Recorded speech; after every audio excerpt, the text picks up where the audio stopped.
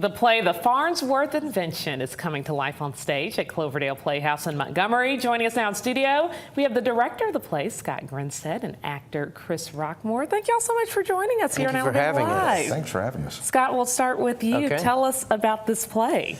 This is a play written by Aaron Sorkin. It takes place in the 1920s and the early 1930s primarily, and it's about the race to invent television.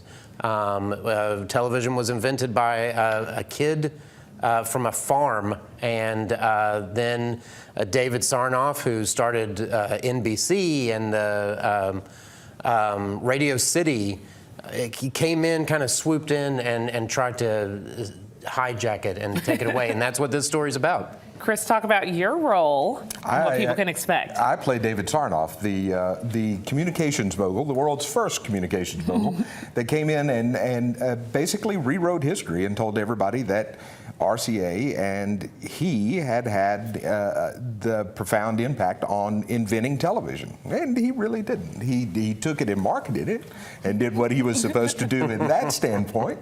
But as far as inventing it, it all falls back to a 14-year-old kid from Rigby, Idaho, in the middle of a field of potatoes that discovered the idea. Talk about how you got involved with the Playhouse. I've been working with the Playhouse for 5 or 6 years now, and I'm on the artistic committee, and this is one of the scripts that had come up several times, and we chose it this year as part of the season.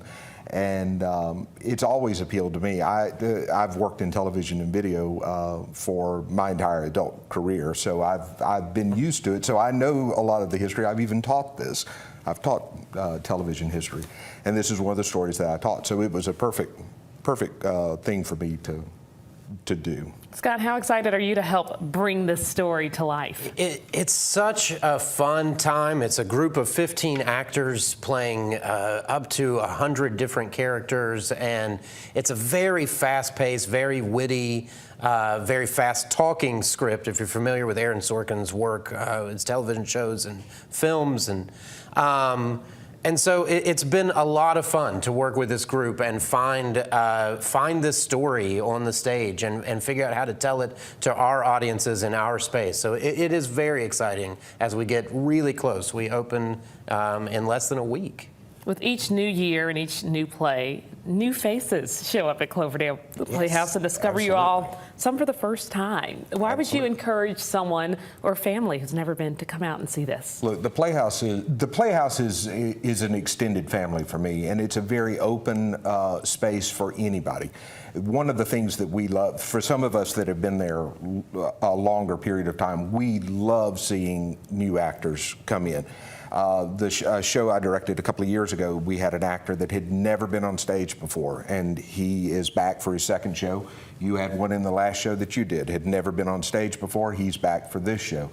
There are opportunities at the Playhouse. If it's something you've ever considered, either on stage or behind the scenes, please come do it. Find that little thing in you that sparks that interest. Scott, how can folks see this play? How can they get tickets? Yes, we open next Thursday night. We run for 2 weekends. You can go to cloverdaleplayhouse.org and get tickets there. You can also get them. You can try to walk up the night of if we still have tickets and get them, or you can call the box office, which is 334-262-1530. All of those different avenues will get you tickets to come see one of the performances. As you are watching us on TV, if you want to learn more about the history of TV, come on out and see this play. Again, remind us when opening. We open Thursday the 20th, and we run to March 2nd. All right. Thank you all so much for joining us here on Alabama Live. We truly appreciate it.